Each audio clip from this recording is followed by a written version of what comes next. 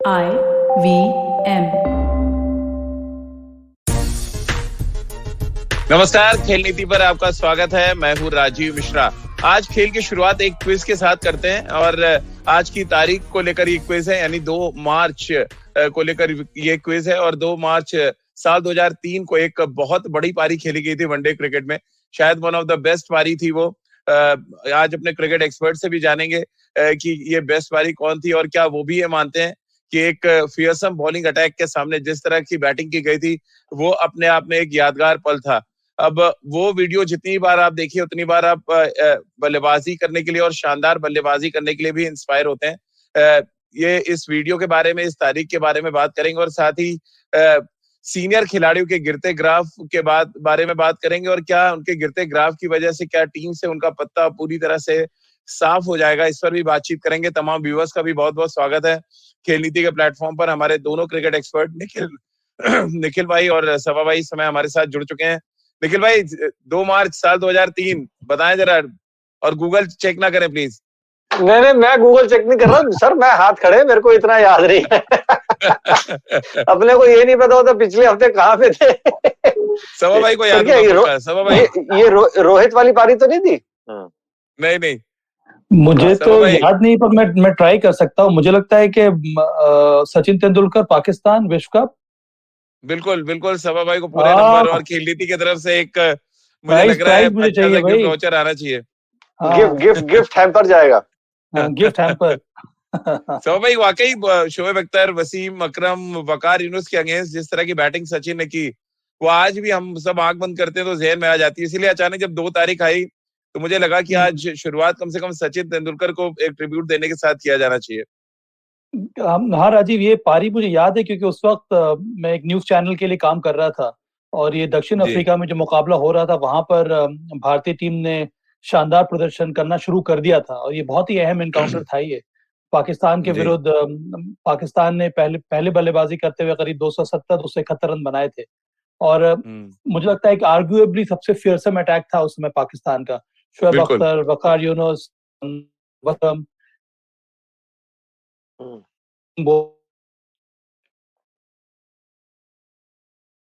और भी तो उसके सामने जिस तरह की शुरुआत सचिन ने प्रदान की थी उसी वजह से भारत वो मैच जीत पाया था। और उसके बाद अंत में मुझे याद है कि युवराज ने आकर शानदार पारी खेली थी राहुल द्रविड़ के साथ और आसानी से हम वो मुकाबला जो है वो जीत गए थे। आपको निखिल भाई याद है कुछ सचिन तेंदुलकर की वो पारी? बिल्कुल, वो छक्का याद है, शोएब अख्तर वाला जो पॉइंट के ऊपर से उन्होंने मारा था। वो कुछ दृश्य है ना आपके जहन में, वो बिल्कुल वो बैठे रहते हैं। और भारत पाकिस्तान का मुकाबला तो अपने आप में एक रात भर खिलाड़ी सो नहीं पाते, विश्व कप का मुकाबला, और जिस तरीके से वो इतने लोग स्टैंड्स में, जिस तरीके से वो खिलाड़ी वो दबाव को सोख करता था, वो उसी की वजह से बिल्कुल अलग रहता था। उनकी तैयारी रहती थी, वो अलग रहती थे, एक कदम हमेशा गेंदबाज से आगे कि वो कहाँ पे मुझे डालने को देखेंगे। उनको ये भी याद रहता था कि पिछला मुकाबला इन गेंदबाजों के खिलाफ मैं खेला था तो क्या लाइन ऑफ अटैक थी, मैं कैसे खेल रहा था, आज ये क्या कर सकते। तो उस तरीके की तैयारी उनकी रहती थी। बिल्कुल सवा भाई, सचिन की एक बड़ी खासियत थी कि एक मिशन लेकर वो हर वर्ल्ड कप में जाते थे और ज्यादातर उनको मायूस लौटना पड़ता था। 96 का वर्ल्ड कप याद करें, बहुत ही जबरदस्त बैटिंग की। फिर साल 2003 में उन्होंने बहुत जबरदस्त बैटिंग की। हर बार ऐसा लगता था अकेले वर्ल्ड कप जिता के ले जाएंगे, लेकिन हर बार कभी सेमीफाइनल कभी फाइनल में मायूस लौटना पड़ता था। आपसे कभी बात होती थी सचिन से, क्योंकि 2 मार्च इतनी खास दिन है। पाकिस्तान को तो हमने हराया था लेकिन ऑस्ट्रेलिया ने हमें हरा दिया था और बहुत वन साइडेड वो फाइनल मुकाबला हम हार गए थे उसमें।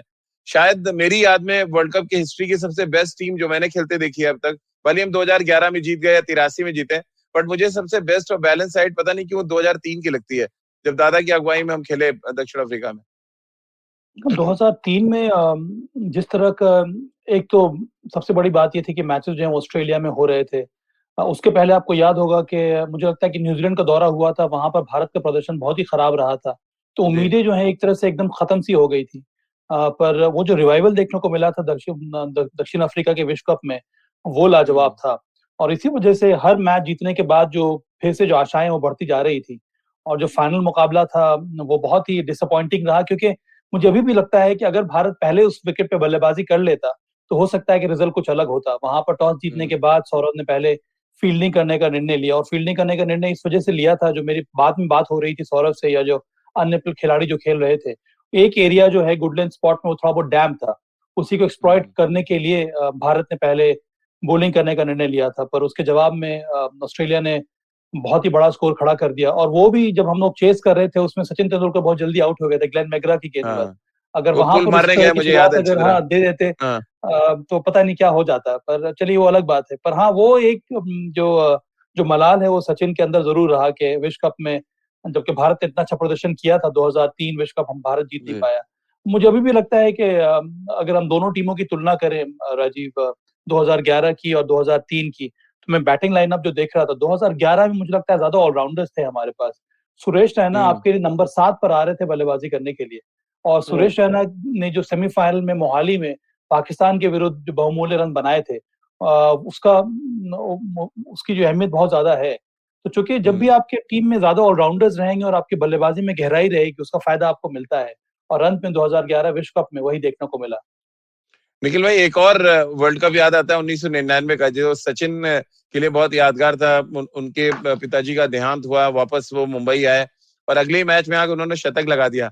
क्या कुछ यादें हैं आपकी, क्योंकि 2 मार्च से वर्ल्ड कप जुड़ा हुआ है, तो वर्ल्ड कप की एक मेमोरी आपकी ले लें और उसके बाद हम बात करते हैं सीनियर खिलाड़ियों के बारे में। ये तो जी। मौजूद थे भाई 15 में। हाँ, 15 में, तो इसीलिए इनसे पूछ रहा हूँ मैं। मैं था वहां पे, और जब ये खबर आई थी तो सबको बड़ा दुख हुआ था, और सोच ये थी कि वो वापस जा रहे हैं, और हम लोग मेरे ख्याल में जिम्बाब्वे वाला मुकाबला हार गए थे उस समय, जब 9 रन चाहिए जी। थे, 3 विकेट हाथ में थी, तो वो बहुत महत्वपूर्ण वो विश्व कप था। लेकिन सबको इतना दुख हुआ था कि हमारे खुद के एक परिवार के हिस्सा के किसी का देहांत हुआ, और जब वो वापस आए आंखें बिल्कुल लाल थी, लाजमी बात है, पिताजी का देहांत था, लेकिन उस खिलाड़ी की वो कमिटमेंट देखिए कि वो विश्व कप जीतने का जुनून, कि वापस आए तुरंत, और वो कीनिया के खिलाफ मुकाबला था, वो मुकाबला मैं खेल भी रहा था, आंखें लाल थी, उनको मैं अभ्यास करा रहा था सुबह मैच से पहले आके, थोड़ी सी वो नॉकडाउन कर रहे थे, और 140 रन उन्होंने बनाए थे उस मुकाबले में। तो पता चलता है कि मेंटल उनकी ताकत क्या रही थी, और सिर्फ वही एक जुनून था कि जो एक चीज हासिल करनी है अपनी टीम को, अपने देश को, वो विश्व कप जिताना है। और वहां पे भी उनकी तैयारी जो रहती थी, ये हादसा होने से पहले भी, जब हम लोगों का 3 हफ्ते का वहां पे एक वो कैंप भी लगा था, इस विश्व कप में राजीव भाई ड्यूक्स का सफेद गेंद इस्तेमाल हुआ था, जिसकी सीम जो है ना, सिलाई बड़ी उभरी रहती थी। और आपको याद है शायद वो जिम्बाब्वे वाले मुकाबले में हमने कोई 40-50 रन एक्स्ट्राज में दे दिए थे, क्योंकि गेंद जो है इतना ज्यादा मूव हो रहा था, वो कंट्रोल ही नहीं हो पा रहा था। तो विश्व कप की तैयारी में किस तरीके से स्विंग को काउंटर करना है, तो सचिन उसकी वो तैयारी कर रहे थे, लेट खेल रहे थे, 22 गज को छोड़ के क्रीज के आगे और 2 गज आगे खड़े हो रहे थे कि वो फासला जो है विकेट का और छोटा हो जाए, ताकि बॉलर को वो मौका ना मिले कि बॉल वो स्विंग करा सके। तो ये कुछ यादें हैं उस 1999 की विश्व कप की, जो अद्भुत रही है। उस खिलाड़ी को तैयारी करते हुए देख के ना पता चलता था कि यार ये खिलाड़ी किस तरीके से तैयारी करता है, और उनका सफलता का रहस्य भी यही है। बिल्कुल, और आज एक तरह से मास्टर क्लास है निखिल भाई की तरफ से और सबा भाई की तरफ से, जो मेमोरीज उन्होंने शेयर की है, क्योंकि हम बहुत कम लोगों को पता है जो सचिन पाजी के साथ खेले हैं या उनके साथ रहे हैं, उनको ही पता है कि ऐसे ही नहीं आप 200 टेस्ट मैच खेल लेते हैं। अब क्योंकि 200 टेस्ट मैच की बात आ गई तो 100वें टेस्ट मैच की भी बात होगी। विराट 100वां टेस्ट मैच खेलेंगे 4 तारीख को, और जाहिर से ये बात है उस टीम से कई ऐसे खिलाड़ी नदारद रहेंगे जो विराट के साथ पिछले 8-10 साल से खेल रहे थे, वो चाहे चेतेश्वर पुजारा हो, चाहे अजिंक्य रहाणे हो। लेकिन अब दिक्कत क्या है सबा भाई, कि जो रणजी ट्रॉफी के मैचेस में देख रहा था, उसमें टॉप 10 में ना तो चेतेश्वर पुजारा नजर आ रहे हैं, ना अजिंक्य रहाणे नजर आ रहे हैं। तमाम यंगस्टर्स रन बना रहे हैं, ईशांत शर्मा, नवदीप सैनी जैसे गेंदबाज भी इम्पैक्ट नहीं डाल पा रहे हैं। कैसे आप देखते हैं, क्या ये इंटरेस्ट खत्म हो जाता है सीनियर खिलाड़ियों का डोमेस्टिक क्रिकेट में? क्या रीजन आप देखते हैं कि जब आप एक बार टीम से ड्रॉप किए जाते हैं तो फिर आपका वो इंटरेस्ट नजर नहीं आता? वो चाहे फिर आप रणजी ट्रॉफी के मैच 4डे के खेल रहे हो या वनडे के हो या T20 के हो। कठिन होता है राजीव। सबसे पहले खुशखबरी तो ये है कि मोहाली जो टेस्ट मैच होने वाला है, अब निखिल भी वहां मौजूद हैं, कि 50% जो स्पेक्टेटर्स हैं वो अलाउ किए जाएंगे। और मुझे लगता बिल्कुल। है ये बहुत ही अच्छी बात है विराट कोहली के लिए और ये कि सबब है इसलिए हुआ कि खेल नीति पे हमने लगातार आवाज उठाई। आपने भी कहा कि होना चाहिए, निखिल भाई भी थे, हाँ, राजकुमार सर ने तो बहुत ही निराश होते हुए कहा था कि नहीं, दर्शक होने चाहिए। और शायद हम सबकी बात सुनी गई, तो ये अच्छी हाँ, बात तो है कि कम से कम ये सोशल पहल मीडिया पे भी बीसीसीआई एक और आवाज उठी हुई थी कि हाँ ये बहुत दर्शक होने चाहिए। इतना बड़ा अगर दिन है हमारे एक्स कैप्टन के लिए। हाँ ये डिजर्व भी करते हैं विराट कोहली, इतने जी शानदार तरीके से उन्होंने सर्व किया है कंट्री को, अपना 100वां टेस्ट मैच खेल रहे हैं, वो भी यही चाहते होंगे, क्रिकेट फैंस भी मैदान पे रहें, फैमिली जो है मेंबर्स जो हैं वो भी मैदान पे रहें। और अंतर्राष्ट्रीय स्तर पर अगर आप मैच खेल रहे हैं, टेस्ट क्रिकेट खेल रहे हैं, तो आपकी हमेशा से यही एम्बिशन होता है कि आप लंबे समय तक भारत के लिए खेलें। और एक मुकाम जब आता है वहां पर, आप चाहते हैं कि अपने जॉयज और हैप्पीनेस को आप शेयर करें अपने क्रिकेट फैंस के साथ और अपने फैमिली मेंबर्स के साथ, तो ये बहुत अच्छी खबर है। अब रही बात ऐसे खिलाड़ी की जो बहुत दिनों तक खेल चुके हैं अंतर्राष्ट्रीय स्तर पर, वो जब टीम से उनको बाहर हो जाते हैं, फिर कमबैक करना बड़ा कठिन होता है। और जी डोमेस्टिक लेवल बहुत ही टफ और इंटेंस कंपटीशन है राजीव। वहां पर बहुत सारी चीजें आपको खुद करनी होती हैं और आपको बहुत ही स्टीली रिजॉल्व के साथ मैदान में उतरना होता है, प्रदर्शन करना होता है। आप यूज टू हो जाते हैं एक अलग प्रकार के एनवायरनमेंट में। अंतर्राष्ट्रीय स्तर पर बहुत सारी सुविधाएं आपको उपलब्ध की जाती हैं, बहुत सारे आपके आपके पास कोचिंग टूल्स रहते हैं, कई सारे क्वालिफाइड कोचेस आपके साथ काम करते रहते हैं। जो जो बैकरूम सपोर्ट जो आपको मिलता है वीडियो एनालिसिस का, वो सारी चीजें आपको मुहैया कराई जाती हैं। पर एक बार जब आप फर्स्ट क्लास क्रिकेट खेलने आते हैं तो उतनी हद तक आपको सुविधाएं नहीं मिल पाती हैं, और वहां से खुद हम्म आपको आई थिंक इंडिविजुअल लेवल पर ही आपको मेहनत करनी होती है, उस रिजॉल्व के साथ आपको मैदान में उतरना होता है और वो सिंगल माइंडेड फोकस के साथ आपको प्रदर्शन करना होता है। और कई खिलाड़ियों के लिए काफी ज्यादा कठिन हो जाता है। पर यही बहुत बड़ा चैलेंज है और यहाँ पर इसी चैलेंज को एक्सेप्ट करना होगा हमारे जो दिग्गज प्लेयर्स जो इस समय टेस्ट टीम का हिस्सा नहीं है राजीव। निखिल भाई, लेकिन ये मोटिवेशन आएगा कहाँ से? आपको डोमेस्टिक क्रिकेट खेलना ही पड़ेगा अगर आपको वापसी करनी है। मैं 4 डे क्रिकेट के आंकड़े भी देख रहा था, जो जो मैचेस खेले गए हैं उनमें जो टॉप 10 बल्लेबाज है उसमें कोई भी सीनियर बल्लेबाज नजर नहीं आ रहा है, या कोई भी इंडिया खेला हुआ एक करुण नायर है जो बहुत नीचे है, लगभग 13वें 14वें नंबर पे है, जिन्होंने 200 से ज्यादा रन बनाए। नहीं तो बिहार के गनी है जो नंबर टॉप कर रहे हैं, फिर सरफराज है मुंबई के, फिर तरुण कोहली है जो मिजोरम जाके खेल रहे हैं। क्या रीजन आप देख रहे हैं कि जो इतना रनों का अंबार लगा के आए इंटरनेशनल क्रिकेट में, वो अब डोमेस्टिक क्रिकेट में भी जूझ रहा है लेकिन खेलना चाहते हैं? क्या सही समय है ये सिलेक्टर्स का बात करने का? क्योंकि अगर आप इंटरनेशनल क्रिकेट में किसी जगह की जगह रोक रहे हैं तो फिर स्टेट लेवल पे भी आप किसी की जगह रोक रहे हैं, किसी यंगस्टर की। ये देखिए क्या राइट टाइम है इस समय सोचने का सीनियर्स के लिए? देखिए बहुत जरूरी रहता है कि आपका सेल्फ वो असेसमेंट की बात।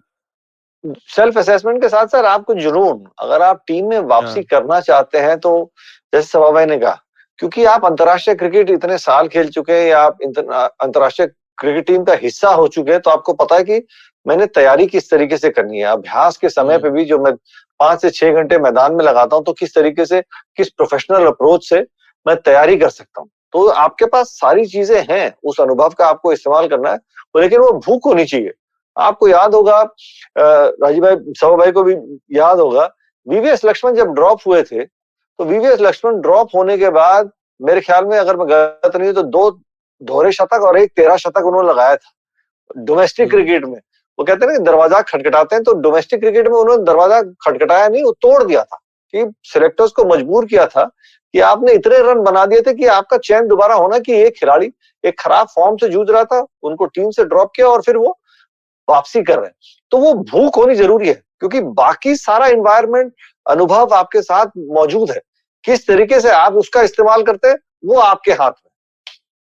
बिल्कुल। और जितनी भी इंडिया खेल चुके हैं या करंट खेल रहे हैं सवा भाई, सबका परफॉर्मेंस बहुत ही औसत है। हम सिर्फ बैट्समैन पे क्यों जाएं, हम चेतेश्वर पुजारा अजी के रहाणे की बात कर रहे हैं। हम बॉलिंग में भी देखें तो ईशांत शर्मा झारखंड के खिलाफ स्ट्रगल कर रहे थे, नवदीप सैनी जो इंडिया के फास्टेस्ट बॉलर्स में शुमार किए जाते हैं, उनका भी स्ट्रगल होना जारी था, और झारखंड जैसी टीम ने हरा दिया दिल्ली को सिर्फ इस वजह से कि पावर पैक बॉलिंग अटैक होने के बाद भी झारखंड ने काफी अच्छी बल्लेबाजी की, उनके यंगस्टर्स ने मुंह तोड़ जवाब दिया। अब ये डिफरेंट एक तरह से कहा जाए अप्रोच है जो नजर आता है। हाँ, मुझे लगता है कि जो इमर्जिंग टीम्स हैं राजीव, वो ज्यादा मेहनत कर रही हैं इस समय, उनकी हाँ तैयारी जो है काफी दिन पहले से ही शुरू हो जाती है और उनमें ज्यादा भूख मुझे नजर आती है। तो चाहे वो झारखंड हो, चाहे वो जेएनके हो, चाहे वो केरला हो, चाहे वो आंध्रा हो, या फिर कोई भी जो यंग टीमें हैं जो इमर्ज कर रही हैं, जो अपने फुटप्रिंट जमाना चाहती हैं इंडियन डोमेस्टिक मैप पे, उन सभी टीमों का प्रदर्शन धीरे धीरे निखरता जा रहा है। और ये इस वजह से हो रहा है कि वो उनको मौका मिल रहा है टॉप टीम के साथ compete करने का, और धीरे धीरे उनको सब सब जो जिस तरह की तैयारी आपको करनी चाहिए, उन सभी चीजों का अभ्यास उनको होता जा रहा है। और इसी वजह से एकजुट होकर ये टीमें खेलती हैं, उनका प्रदर्शन काफी अच्छा रह रहा है। अब मुझे मुझे लगता है एक बार आपने अंतर्राष्ट्रीय क्रिकेट खेल लिया है तो मेरा हमेशा से ये मानना रहा है कि जो वापस आते हैं डोमेस्टिक क्रिकेट में खेलने के लिए, तो वहां पर आपको डोमिनेट करना चाहिए, चाहे आपको बल्लेबाज हो या फिर गेंदबाज क्यों ना हो, कि ये आपको दिखाना होगा कि जो मैंने अंतर्राष्ट्रीय क्रिकेट में सीखा है उसका फायदा मुझे डोमेस्टिक क्रिकेट में मिल रहा है। अब निखिल ने वीवीएस की बात की, बहुत ही अच्छा उदाहरण दिया है। एक बार आप इंटरनेशनल लेवल खेल चुके होते हैं, ऐसा जो भी खिलाड़ी वापस, राहुल द्रविड़ को आप देख लीजिए, सचिन तेंदुलकर को आप देख लीजिए, वीवीएस को आप देख लीजिए, जब भी वापस आते थे अपने देश अपने स्टेट के लिए खेलने के लिए, वहां पर ढेर सारे रन जिन्होंने बनाए। केएल राहुल को ही आप देख लीजिए। तो ऐसे जो खिलाड़ी हैं जो इस समय अंतर्राष्ट्रीय क्रिकेट खेल रहे हैं, उनका ये दायित्व है कि जो वापस आए तो अपनी टीम को इंस्पायर करें, आपके साथ जो खेलने वाले जो आपके कलीग्स उनको आप इंस्पायर करें। और ये इस समय नजर नहीं आ रहा है, जो कि चिंता का विषय है, और चयनकर्ताओं को भी की भी नजर इन सब बातों पर रहती है। बिल्कुल, और क्योंकि सभा भाई ने इंस्पायर करने की बात की और हमने शो की शुरुआत भी सचिन तेंदुलकर से की थी, जो लगातार हर वर्ल्ड कप में अपने आप को इंस्पायर करते रहे। और 2 मार्च क्योंकि तारीख भी आज है जब उन्होंने बहुत ही बड़ी पारी खेली थी, हालांकि वो शतक नहीं था, 98 रन बनाए थे, लेकिन उसका इम्पैक्ट ऐसा था कि आज भी हम लोग उसको उस बल्लेबाजी को महसूस करते हैं। इसी नोट पर एक छोटा सा ब्रेक लेते हैं, ब्रेक के बाद तुरंत हाजिर होता है। If you love cricket, listen up. The Edges and Sledges Cricket Podcast is here for you. Hosted by DJ, Varun, and me, Ashwin, we bring a fun, fresh fan's point of view to talking all things cricket. Sometimes it's just the three of us, sometimes we have guests, including current and former international cricketers. For new episodes every week, check out the Edges and Sledges Cricket Podcast on the IVM app, website, or wherever you get your podcasts. Break के बाद एक बार फिर आपका स्वागत है। निखिल भाई और सभा भाई के साथ आप देख रहे हैं और सुन रहे हैं खेल नीति।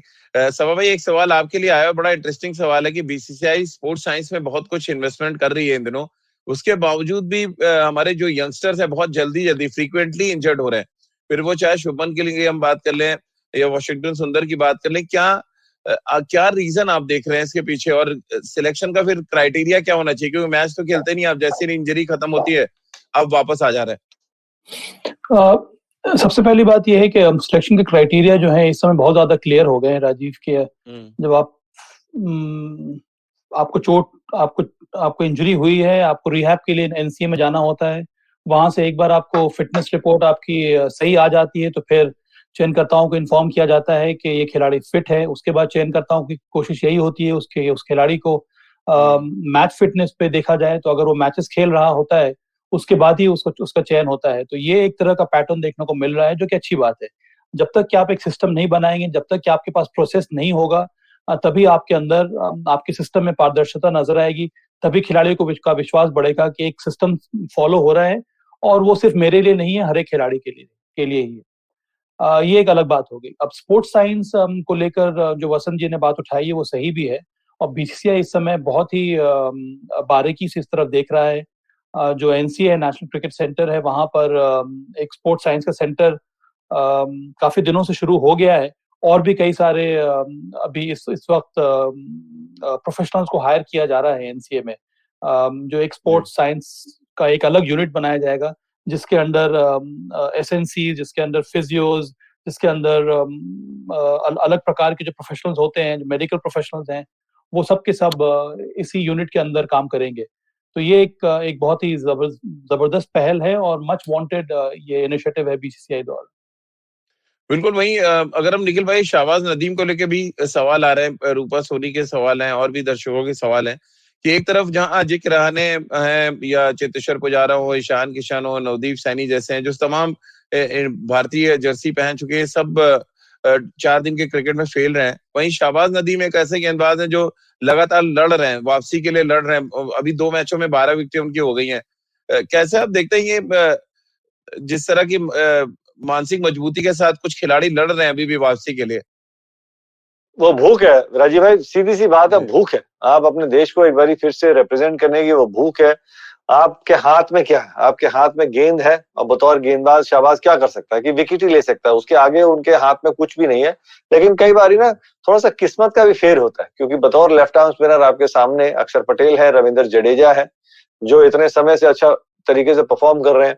अब कितने सारे सलामी बल्लेबाज हैं जो अच्छे अंदाज से रन भी बना रहे हैं, लेकिन आपके सामने बट निखिल भाई, मैं डिफर करता हूँ। शायद शाहबाज नदीम जो है ज्यादा बेहतर गेंदबाज है, उनको जगह इसलिए नहीं मिलती कि वो बैटिंग नहीं कर सकते हैं। रविंद्र जडेजा के पास भी बैटिंग है, अक्षर पटेल के पास भी बैटिंग, और फील्डिंग दोनों अच्छी करते हैं। एज अ बॉलर तो मुझे लग रहा है दोनों से अच्छे हैं शाहबाज नदीम। सभा भाई शायद इसका समर्थन करेंगे। फिंगर स्पिनर आप देख रहे हैं, आप रविंद्र जडेजा और अक्षर पटेल अगर टीम के बैलेंस की बात करते हैं तो वो मैदान में क्या लेके आते हैं कि वो नीचे आके बैटिंग नहीं कर सकते। और ये चीज रविंद्र जडेजा को अब क्या लगभग 10-12 साल हो गए खेलते के लिए। शाहबाज नदीम के हाथ में क्या थी? उनके हाथ में कला थी कि बॉलिंग अच्छी कर सकते हैं, अपनी क्या वो बैटिंग स्किल्स में सुधार कर सकते थे थोड़ा सा और कंपैरेटिव एज लाने के लिए। तो वो उसके हाथ में, उनके हाथ में वो भी था। तो मेरा ये मानना है कई बार वो किस्मत का भी फेर रहता है। सभी आप कैसे देखते हैं शाहबाज नदीम जैसे गेंदबाज जो अच्छा कर रहे हैं, या करुण नायर जिस तरह से कर रहे हैं वापसी के लिए, वो भी बहुत जोर लगा रहे हैं। शायद इंडियन क्रिकेट के सबसे अनफॉर्चुनेट बैट्समैनों में से एक है जो ट्रिपल सेंचुरी बना के भी बाहर रहे और अभी तक उनकी जगह नहीं बन पाई टीम में। पर ये अच्छी बात है राजीव, जो ऐसे खिलाड़ी जो एक बार अंतर्राष्ट्रीय स्तर पर खेल चुके हैं, वो वापसी करने का प्रयास कर रहे हैं। इसी वजह से कंपटीशन जो है वो बढ़ता जाता है। शाहबाज नदीम एक इफेक्टिव लेफ्ट आर्म स्पिनर। आपको याद है कि रांची में उनको एक मौका मिला था टेस्ट मैच खेलने का। वहां पर उन्होंने चूंकि गेंदबाजी में विकेट लिए नहीं जितनी उम्मीद की जा रही थी, उसके बाद से फिर अक्षर पटेल आ गए और उन्होंने धमाका मचा दिया। तो इस समय शाहबाज नदीम का जो पैकिंग ऑर्डर है, मुझे लगता है वो नीचे हो गए हैं। इसी वजह से इस समय उनके चांसेस नहीं मिल रहे हैं। पर हाँ, अगर आप विकेट लेते रहेंगे तो जैसा कि निखिल ने कुछ देर पहले कहा था कि आपको दरवाजा खटखटाते रहना होगा। इस समय सौरभ कुमार जो है लेफ्ट आर्म स्पिनर यूपी के, उनका नाम पहले आ गया है। फिर वो शाहबाज अहमद है बंगाल के, जो कि लेफ्ट आर्म स्पिनर भी हैं और बल्लेबाजी भी करते हैं। तो मुझे लगता है कि उस लिहाज से अगर देखा जाए तो नदीम का जो पैकिंग ऑर्डर है उसमें वो थोड़े बहुत नीचे हो गए। पर मैं अभी भी मानता हूँ कि बहुत ही इफेक्टिव, बहुत ही असरदार और बहुत ही शानदार लेफ्ट आर्म स्पिनर है। करुण नायर को भी कोशिश करनी होगी, क्योंकि इस समय जगह उतनी ज्यादा है नहीं राजीव। यहाँ पर तो कंपटीशन इतना ज्यादा है, जिसको जगह मिल रही है फिर उसको बाहर निकालना बड़ा मुश्किल हो जाता है। इसी वजह से चलिए कम से कम अब 2-3 जगह खाली हुई है, क्योंकि जो हमारे जो एक्सपीरियंस खिलाड़ी हैं जिन्होंने अच्छा परफॉर्म नहीं किया है, उनकी जगह इस समय टेस्ट टीम में नहीं है। निखिल भाई, कसार साहब का एक सवाल है कि ईशांत शर्मा के लिए क्या दरवाजे बंद माने जाएं? अगर 100 टेस्ट मैच खेल के भी आप टीम में के स्क्वाड में नहीं आ पा रहे हैं, आप दक्षिण अफ्रीका में एक भी टेस्ट मैच नहीं खेले, क्या अच्छी बात नहीं होगी? अगर राहुल द्रविड़ विद्यमान साहा से बात कर सकते हैं कि आपके लिए जगह नहीं है, हम आपको ड्रॉप कर रहे हैं, तो क्या ये बात ईशांत शर्मा से नहीं की जा सकती? नहीं, जरूर करी जा सकती है। क्या पता अभी भी शायद उनके लिए एक आउटसाइड चांस हो, क्योंकि अभी भी एक टेस्ट मैच इंग्लैंड में खेलना है। जो आने वाले जो टेस्ट मैचेस हैं उसकी आपकी जो पेस बैटरी की तैयारी है, आपके पास कम से कम एक अनुभवी गेंदबाज है जो अभी भी डोमेस्टिक क्रिकेट में खेल रहा है। लेकिन क्योंकि यंगस्टर्स भी अच्छा कर रहे हैं, तो एक वो मुझे जो समझ में आता है कि वो एक बैकअप के तौर पर रहेंगे। और अगर इंग्लैंड के बाद इस डोमेस्टिक सीजन के बाद उनका प्रदर्शन, बैकअप वर्ड ही तो चुभ रहा है। अगर आप 100 टेस्ट मैच खेल के बैकअप बॉलर है तो फिर तो आपकी समस्या है आपके साथ। फिर आप बताएं जरा। इतनी जल्दी आप किसी को बतौर कोच, मैं उस तैयारी की तरफ से सोच रहा हूँ, क्योंकि इस समय आपके पास मोहम्मद शमी है, जसप्रीत बुमराह है, मोहम्मद सिराज है जो उनके आगे हैं। लेकिन दुर्भाग्य से अगर किसी भी खिलाड़ी का इंजरी हो जाती है, तब आप एक यंगस्टर को बताइए जहाँ पे 100 टेस्ट मैच खेल के आदमी बाहर बैठ रहा हो, या तो वो टीम में खेलता है प्लेइंग 11 में, या तो फिर वो रिटायरमेंट लेता है। ये तो राजीव भाई इंडिया वाला मामला है। बतौर कोच आप थोड़ी ना किसी को आप फोर्स कर सकते हैं कि आप उनको जो है आप फोर्स, फिर किसको? रिद्धिमान साहा को।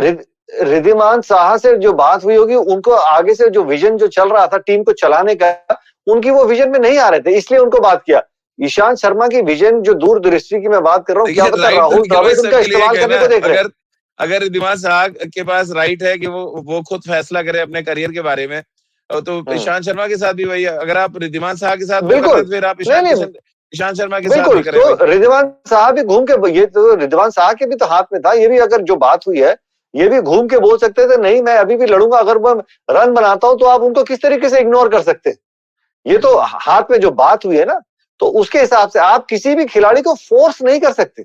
बिल्कुल। आप सिलेक्ट करने को देख सकते हैं, विजन की तरफ आप अच्छा परफॉर्म करते रहेंगे। ईशांत शर्मा ने अगर पिछले 2 रणजी ट्रॉफी के मैचेस में 7-7 विकेट निकाले होते, 100 टेस्ट मैच खेलने के बाद आप एक्सपेक्ट करते हैं गेंदबाज से कि कम से कम 5-5 विकेट तो निकाले या 3-3 विकेट तो भी चटकाए, मुकाबले जिताए, क्योंकि आपके पास 100 टेस्ट मैचेस का अनुभव है। पर जिस तरीके से विकेट चल रही है, उनका जो परफॉर्मेंस रहा है, तो मैं उसके हिसाब से चल रहा हूँ। बैकअप के तौर से मैं सिर्फ एक एक्सपीरियंस कैंपेनर की तरफ ले रहा हूँ। और फास्ट बॉलिंग एक अलग आर्ट है रज भाई, क्योंकि आप बैट्समैन के साथ आपके पास इतनी लाइन लगी रहती है। पेस बैटरी अभी भी जो है वो यंगस्टर्स में डेवलप हो रही है। ये हमारी खुशकिस्मती है कि एकदम से पिछले 10 साल में हमारे पास ऐसे 4-4 फास्ट बॉलर जो टेस्ट मैच में खेले, जो 140 के स्पीड से ज्यादा अधिक उन्होंने गेंदबाजी की। उमेश यादव एक और उदाहरण है जो बाहर बैठे हुए। जी, उमेश यादव भी कुछ नहीं कर रहे हैं। दिक्कत यह रणजी ट्रॉफी में या तो खेल नहीं रहे या तो घूम रहे हैं। ये भी तो एक मुद्दा रहता है हमेशा कि जो अगर आप इंडिया की जर्सी मिल गई है तो रणजी ट्रॉफी में तो कम से कम पहन के उतर जाइए, उसको बाकियों को इंस्पायर कीजिए, वो भी नहीं होता है। सभा भाई, ये आपको क्या लग रहा है? जैसे बैकअप बॉलर की बात कर रहे हैं ईशांत शर्मा के लिए, अब 100 टेस्ट मैच खेल के या तो आप लीड करें गेंदबाजी में या तो फिर आप कोचिंग दें, 2 ही चीज हो सकता है, जो जिमी एडिसन कर रहे हैं, जो स्टुअर्ट ब्रॉड कर रहे हैं इंग्लैंड के लिए। देखिए, पेस बॉलिंग में जो स्पॉट्स होते हैं राजीव, वो कई सारे होते हैं, 3, 4 या 5 स्पॉट्स अवेलेबल होते हैं 15 में। और इसी वजह से ऐसे बॉलर्स जो जिनके पास इतना तो अनुभव है, उनका चांस हमेशा बना रहेगा अगर वो अच्छे फॉर्म से गुजर रहे हैं तो। इसी वजह से अभी भी ऐसा माना जा रहा है कि ईशांत शर्मा के पास मौका है। और उसके साथ साथ ये जो पैंडेमिक है उसके वजह से कई सारे खिलाड़ी नहीं खेल पा सकते हैं अनफॉर्चुनेटली, या फिर इंजरी की वजह से। तो स्पॉट्स कई सारे रहते हैं। आपने रिद्धिमान साहा की बात की, सही बात है, पर वहां पर स्पॉट सिर्फ एक ही है। और जो राहुल द्रविड़ ने कन्वे किया था मैसेज रिद्धिमान साहा को, ये नहीं था कि अब रिटायर कर जाइए। उन्होंने मैसेज यही कन्वे किया था कि इस समय जो जो जो जो टीम मैनेजमेंट का विजन है, वो चाह रहे हैं, चूंकि आप नंबर 1 विकेट कीपर नहीं है, तो एक बैकअप के रूप में, एक रिजर्व विकेट कीपर के रूप में अच्छा यही होगा कि वो एक यंगस्टर को ग्रूप करें। और जब भी केएस भरत को मौका मिला है, उन्होंने अच्छा परफॉर्म किया है। कहने का मतलब ये नहीं है कि आप जाकर रिटायरमेंट ले लीजिए। कहने का मतलब ये है कि इस समय हमारे स्कीम में आप नहीं बैठ रहे हैं, आप परफॉर्म कीजिए, अगर मौका मिलेगा तो आप वापस आ सकते हैं। तो ये और यही बात तो आप ईशांत शर्मा के साथ भी कर सकते हैं। वो निर्भर करता है ईशांत शर्मा के ऊपर, कि वो किस तरह से लेते हैं। अगर आपको वापसी करनी है तो आपको परफॉर्म करना होगा, नहीं तो फिर आप भी इस टीम का हिस्सा नहीं बन सकते हैं। निखिल भाई, लेकिन जो भी डोमेस्टिक क्रिकेट में हम अभी तक देख पाए हैं, उसमें एक चीज तो साफ है कि सीनियर खिलाड़ियों का ग्राफ गिरा है और हमारे जो यंगस्टर्स हैं वो अच्छा कर रहे हैं। और ये एक बड़ा फर्क डाल रहा है कि आपकी वापसी होगी भी तो कैसे होगी। यंगस्टर्स आगे 5 विकेट ले रहे हैं, 6 विकेट ले रहे हैं। आपके जो यंगस्टर्स हैं वो 300 रन बना चुके हैं 2 मैचों में। तो लड़ना तो पड़ेगा आपको फिर, अगर वापसी करनी है, या तो फिर जो सजेशन हम दे रहे हैं उसमें उसको माने सीनियर्स। देखिए राजीव भाई, कंपटीशन लेवल इतना हो गया है, यंगस्टर्स की भूख, वो तैयारी, वो मेहनत, वो आप अगर आपसे आगे आ रहे हैं परफॉर्मेंस के तौर पे, अगर आप एक मुकाबले में खेल रहे हैं और यंगस्टर्स आपसे आगे जा रहे हैं, तो आपको तो लड़ना पड़ेगा। आपको एक बड़ा अच्छा एक उदाहरण देता हूँ, सचिन तेंदुलकर के। आज सबसे पहले आपने सवेरे बात की थी, तेंदुलकर के जब 15-18 साल हो गए थे अंतर्राष्ट्रीय क्रिकेट में, उनकी सोच ये रहती थी जब टीम के साथ ट्रेनिंग करते हैं कि जो नया खिलाड़ी आता था 15 में और वो सबसे आगे भागता था, उनकी सोच ये होती थी कि मैं इस खिलाड़ी के साथ कंधे से कंधा मिला के ट्रेनिंग में आगे रहूंगा। वही मानदंड है कि भूख। नहीं तो अमूमन कहते हैं कि आप सीनियर थोड़ा सा कंफर्ट जोन में हो जाते हैं, वो थोड़ा सा पीछे दौड़ने को देखते हैं। लेकिन उनकी तैयारी थी कि मैं यंगस्टर्स के साथ compete करूंगा। तो उसी मानसिकता के साथ जो यंगस्टर्स बढ़िया परफॉर्म कर रहे हैं, उसी के साथ सीनियर्स को रणजी ट्रॉफी या डोमेस्टिक क्रिकेट में तो आपको उसी हिसाब से परफॉर्म करना होगा कि अगर एक यंगस्टर 4 विकेट निकाल रहा है तो सीनियर भी 5 विकेट निकाल के आपको दे रहा है, तभी तो आपका नाम वो चलता रहता। वो भारतीय क्रिकेट या किसी भी स्पोर्ट में आपका वो नाम चलते रहना चाहिए परफॉर्मेंस के चलते। आपके पास्ट परफॉर्मेंसेस वो पास्ट हो गए, करंट में ही करंट है गुरुजी। परफॉर्म नहीं करेंगे तो बड़ा मुश्किल है। सभा भाई, आप भी मानेंगे ये कि जो डोमेस्टिक क्रिकेट 4 डे की चल रही है, कुछ अच्छे यंगस्टर्स हमें मिल सकते हैं आने वाले सीजन पे, जिसमें टीम मैनेजमेंट की नजर होगी? क्योंकि सीनियर खिलाड़ियों को तो बहुत देख लिया, अब आप इंटरनेशनल क्रिकेट में फेल होते देख रहे हैं, अब डोमेस्टिक क्रिकेट में वही हाल है। तो फिर अच्छा है कि आप किसी सीनियर खिलाड़ी को देखें, परखें और उसको ग्रूम करें। हाँ, पर ये जो खिलाड़ी जिनके बारे में हम लोग जो परफॉर्म कर रहे हैं सब, उनको भी काफी ज्यादा अनुभव है डोमेस्टिक क्रिकेट का। मनदीप सिंह ने रन बनाए हैं, सरफराज खान ने रन बनाए हैं, और ये सभी जो 2-3 प्लेयर्स हैं, ये काफी दिनों से रणजी ट्रॉफी खेलते आ रहे हैं और इस समय रेड बॉल क्रिकेट का महत्व बहुत ज्यादा है और चयनकर्ताओं की नजर इन खिलाड़ियों के ऊपर जरूर होगी, क्योंकि अभी भी ये बिल्डिंग स्टेज है भारतीय टीम का। ये नहीं है कि जो 2-3 खिलाड़ी आ गए उन्होंने अपनी जगह पक्की कर ली है, तो अभी भी दरवाजा खुला हुआ है। पेस बॉलर्स में कंपटीशन बढ़ गया है, स्पिनर्स में कंपटीशन बढ़ गया है। मैं तो देखना चाह रहा हूँ कौन सा रिस्ट स्पिनर है जो रेड बॉल क्रिकेट में अच्छा कर रहा है कि नहीं कर रहा है। ऐसा कोई नाम मुझे अभी तक देखने को मिला नहीं है। तो अभी भी रेड बॉल क्रिकेट में फिंगर स्पिनर्स ने ही विकेट लिया है, चाहे वो शाहबाज नदीम हो या फिर शाहबाज अहमद हो। और भी कई सारे लेफ्ट आर्म स्पिनर्स हैं जिन्होंने अच्छा किया। अनुकूल रॉय ने भी विकेट लिया है। मुंबई के हाईएस्ट विकेट टेकर चल रहे हैं, वो भी लेफ्ट आर्म स्पिनर है। हाँ, वो भी लेफ्ट आर्म स्पिनर है। एक प्रशांत सोलंकी करके मुंबई के लेग स्पिनर हैं, जिनका वीडियो मैंने देखा है, जिनको खेलते हुए देखा है। मुझे उम्मीद है कि वो लड़का भी ऊपर आना चाहिए, पर अभी तक उन्होंने ज्यादा विकेट्स लिया नहीं है। तो ये सारे प्लेयर्स हैं जिनके परफॉर्मेंस के ऊपर निर्भर करता है वो कितनी जल्दी नेक्स्ट स्टेप अचीव करते हैं। तो चलिए, 2 मार्च से हमने चर्चा की शुरुआत की थी और 4 मार्च से हम चर्चा को खत्म करेंगे, क्योंकि 4 मार्च को विराट कोहली अपना 100वां टेस्ट मैच खेलेंगे और कल हम विराट पे स्पेशल करेंगे। Virat 100 not out. आपकी जो आपके जहन में जो विराट की बेस्ट टेस्ट इनिंग्स हैं आप लेके आए और हम एक क्विज भी करेंगे बीच बीच में। अपने क्रिकेट एक्सपर्ट्स के पास भी चलेंगे कि उनकी बेस्ट इनिंग्स टेस्ट क्रिकेट में कौन सी रही है। 70 शतक इंटरनेशनल क्रिकेट में वो बना चुके हैं। क्या 100वें टेस्ट में वो 100वां शतक लगाएंगे और जावेद मियांदाद के रिकॉर्ड को बराबर करेंगे? इस पर भी आगे बातचीत करेंगे। बहुत बहुत शुक्रिया निखिल भाई आपका, सबा भाई आपका हमारे साथ जुड़ने के लिए। तो खेल नीति के साथ आप भी रोज जुड़े सुबह 9:30 पर खेल नीति के यूट्यूब चैनल और IVM के फेसबुक पेज पर। इसके अलावा आप मुझसे जुड़ सकते हैं और अपने सवाल भेज सकते हैं। @राजीव मिश्र मेरा ट्विटर हैंडल है। इसके अलावा खेल नीति P पर आप अपने सवाल भेज सकते हैं, जो ये खेल नीति का ट्विटर हैंडल है। इसके अलावा खेल नीति का हर एपिसोड आप सुन सकते हैं IVM ऐप पर, IVMpodcast.com पर, गाना, स्पॉटिफाई, सावन, गूगल पॉडकास्ट या अन्य IVM पॉडकास्टिंग नेटवर्क पर। आप सभी का बहुत बहुत शुक्रिया हमारे साथ जुड़ने के लिए।